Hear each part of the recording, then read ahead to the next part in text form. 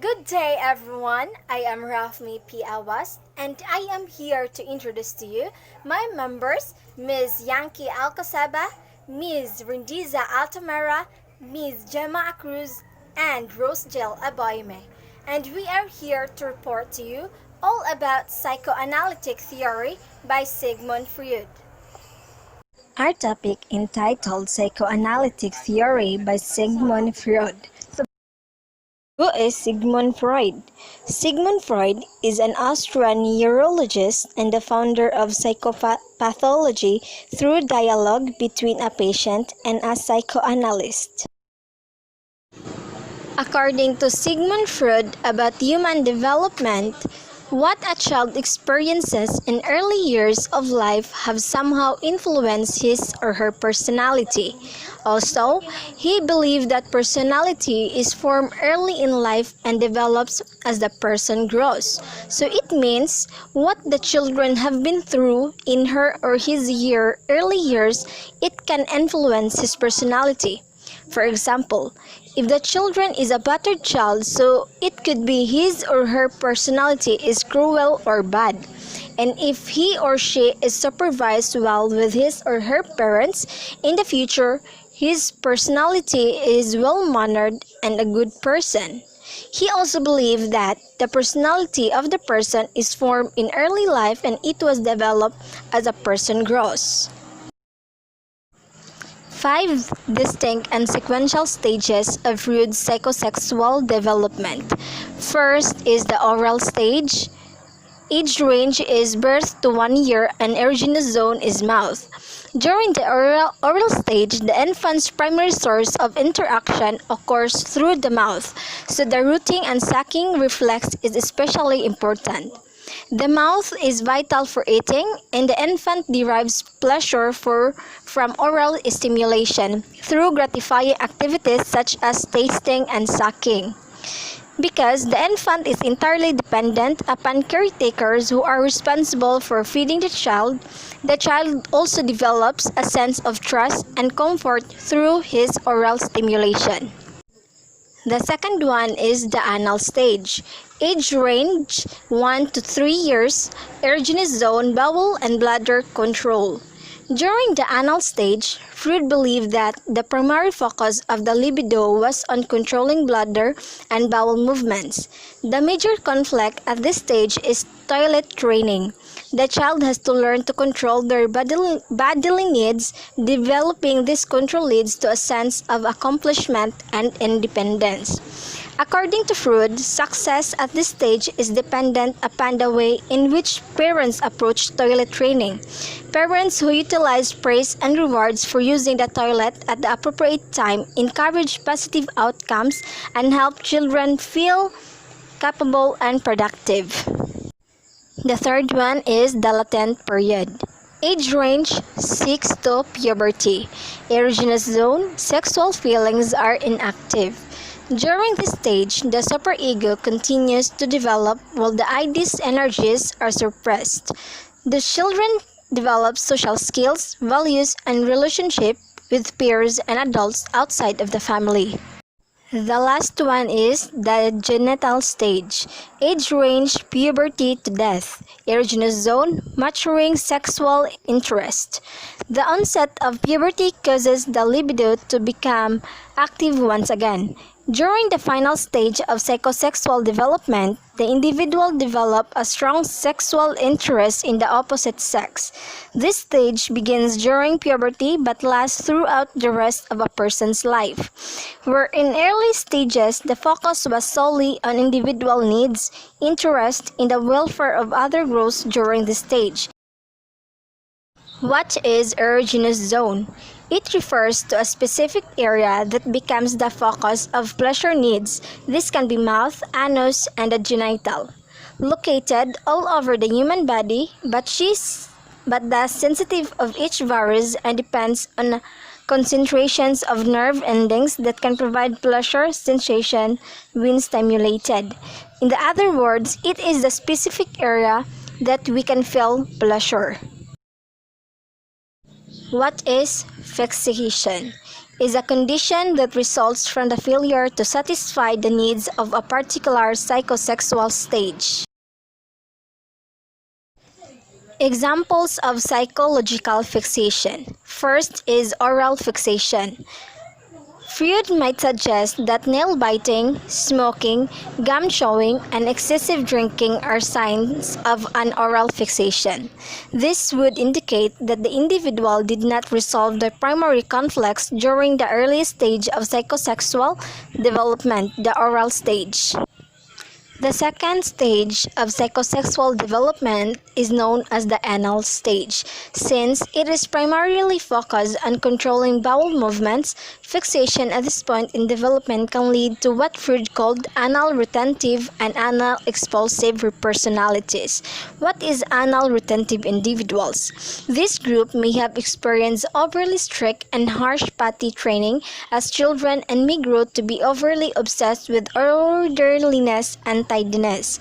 While anal expulsive individuals, on the other hand, anal expulsive individuals may have experienced very lax potty training, resulting in them being very messy and disorganized as adults.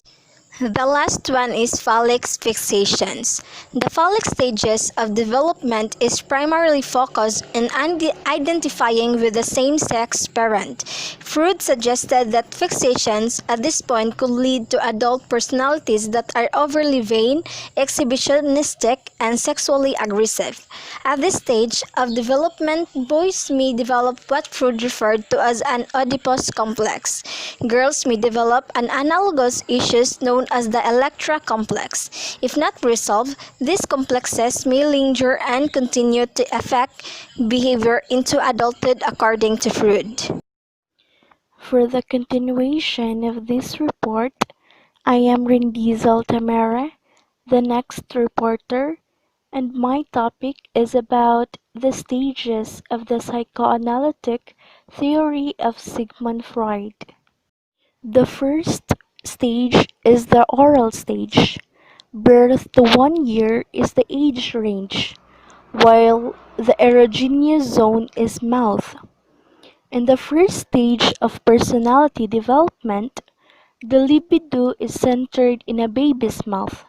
It gets much satisfaction from putting all sorts of things in its mouth to satisfy the libido, and thus its demands, which at this stage of life are oral or mouth orientated, such as sucking, biting, and breastfeeding.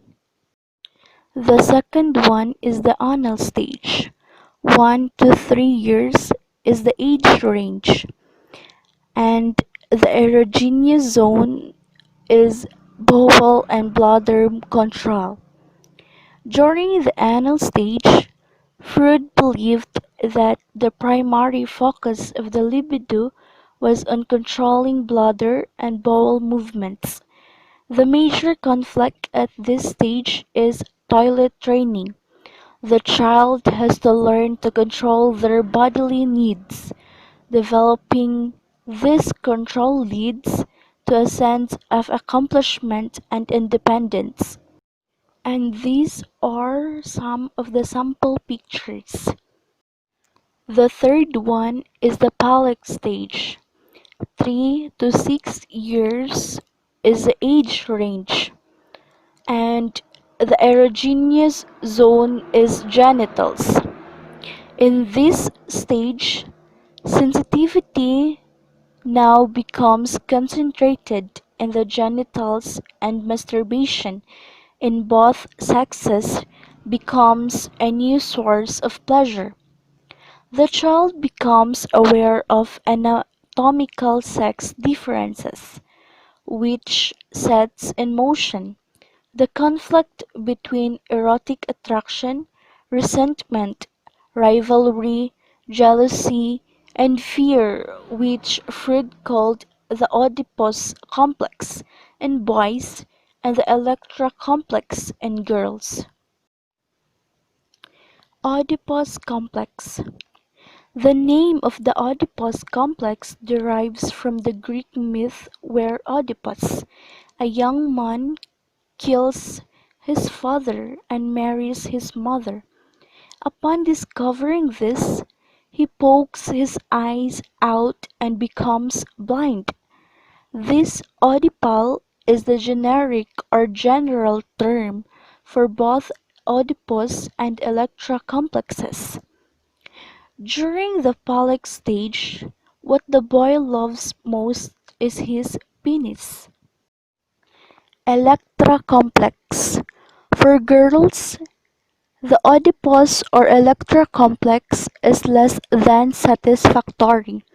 Briefly, the girl desires the father, but realizes that she does not have a penis.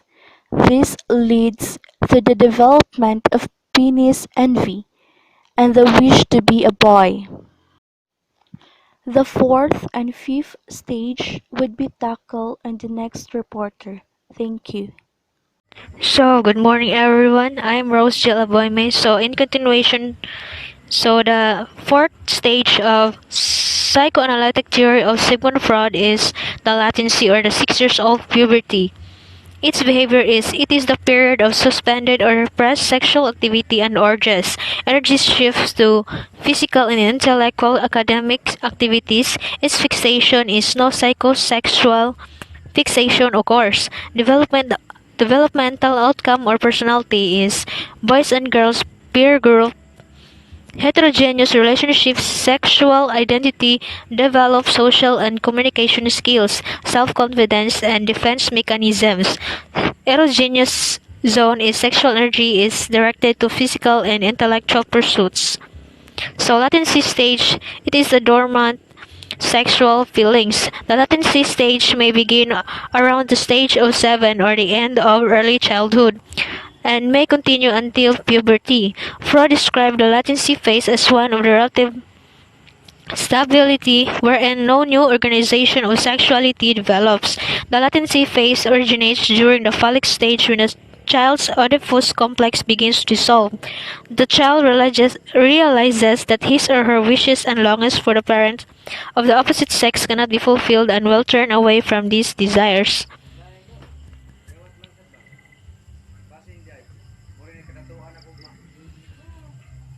So this stage also they start to identify with the parent of the same sex.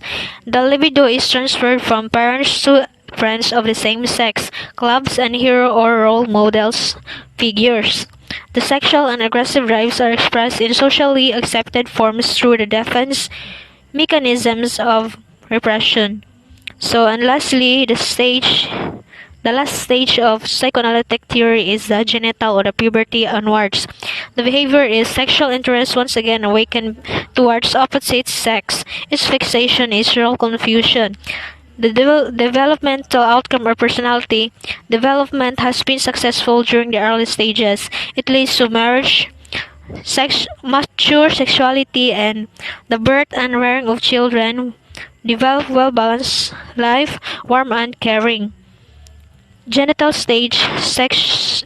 In this stage, sexual interest matures. The genital stage is the latest stage and is considered the highest level of maturity. In this stage also, the adult becomes capable of two signs of maturation, which is the work and love. The stage is initiated at puberty but may not be completed until well into the adult years. The individual also develops a strong sexual interest in people outside of the family.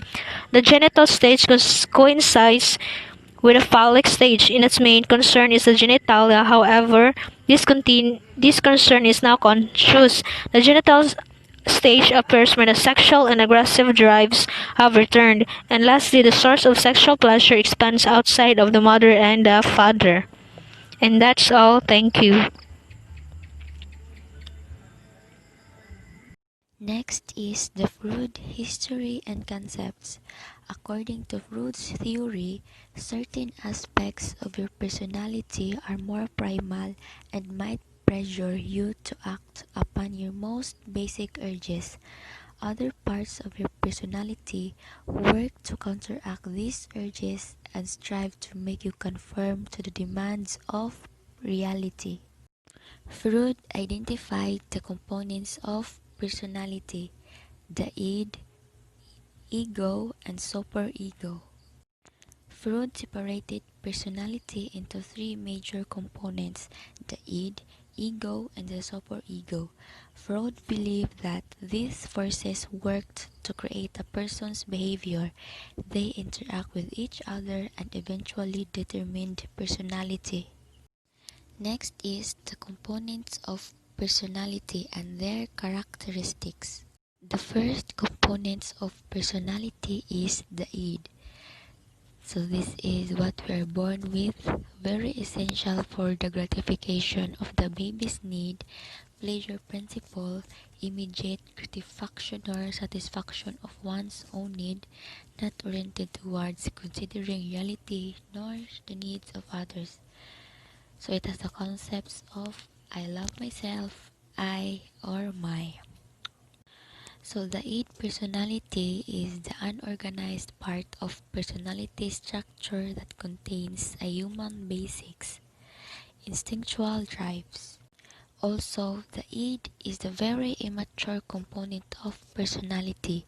It operates only on the pleasure principle with no regard for anything else. So for example, Jack is walking down the street and he is very hungry. He only has an id, so when he sees an apple pie cooling in a window, he takes it for himself. So when you have this id personality, then you will do as what Jack did. You walk down the street and you are very hungry and you see an apple pie cooling in the window, then you take it for yourself, for your own good. So kung ang id na gani ang mangibabaw, kana ang imong mga gusto, wants and desires kay imo jud nang makuha, kana dayon. Like sa example, nakakita siya og apple pie cooling in the window. So kay gigutom man siya, iyang gikuha nga wala gani siya kabaw kung kang kinsa to, wa siya kabaw nga nang dili na iyaha. So kung ang id na gani ang mangingibabaw, imo jung makuha ang imong kailangan nga gusto. Nga wa ka kabaw nga nakasakit na di ka sa uban, wa ka kabaw without knowing the consequences sa imong gipangbuhat. The id is the essential part of the mind that responds immediately to wants and desires.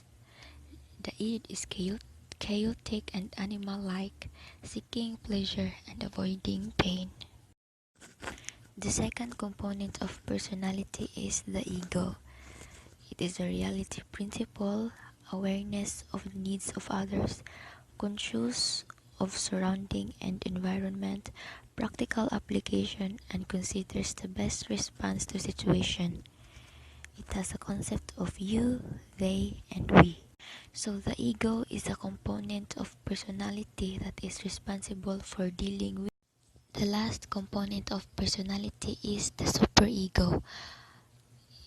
It is a moral aspect developed from experiences as the child grows and developed, likened to conscience and considers or influence what is considered to be right or wrong.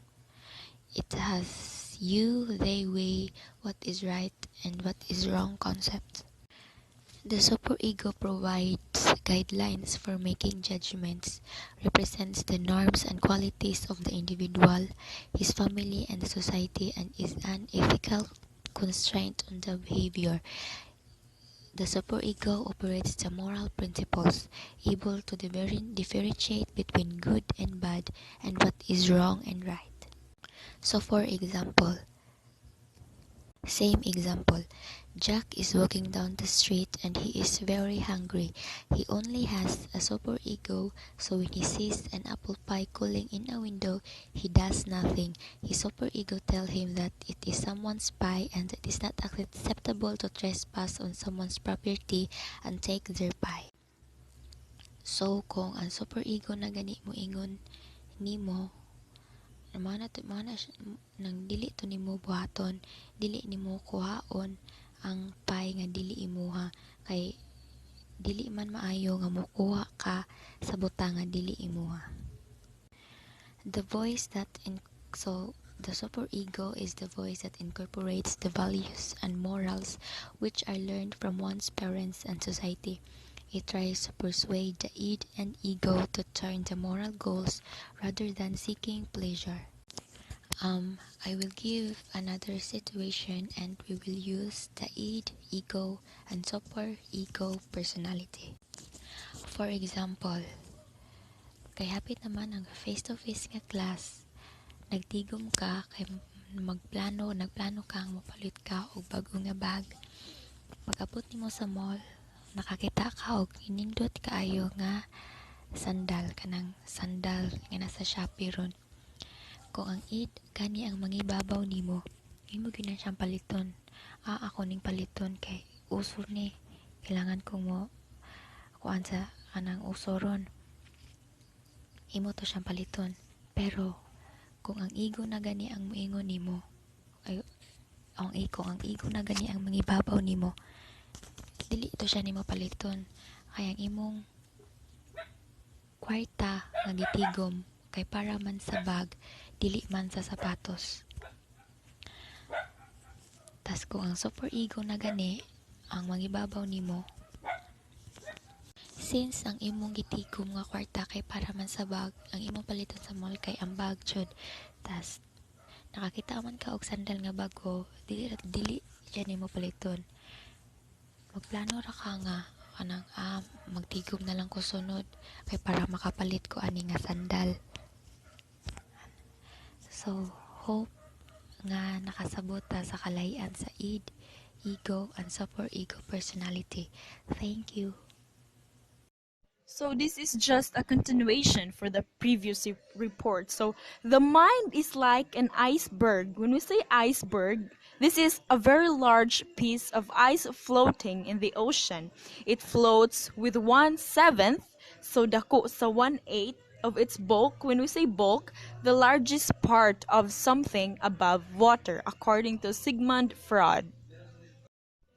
On the average, people live more than 80% of their lives in autopilot. So autopilot meaning automatic, from their morning rituals, the path they choose while going to work, and actions they take before sitting on a chair or meeting new people.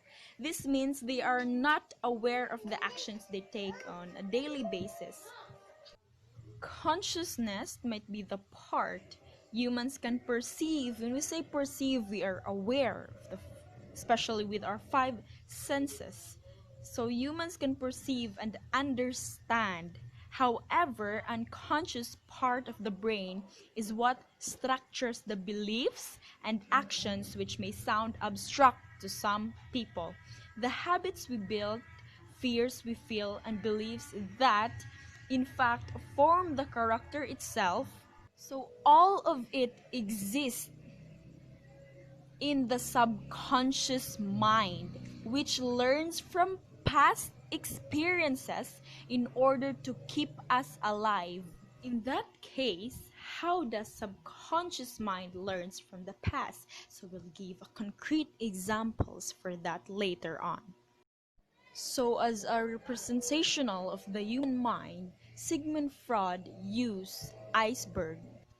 So the structure of the human mind. So this picture is the structure of a human mind according to Sigmund Freud. So what does the picture represent and what do you see? So this represents the mind or the human psyche. So when we say psyche, this means the soul, the spirit, the mind, or the personality of a person.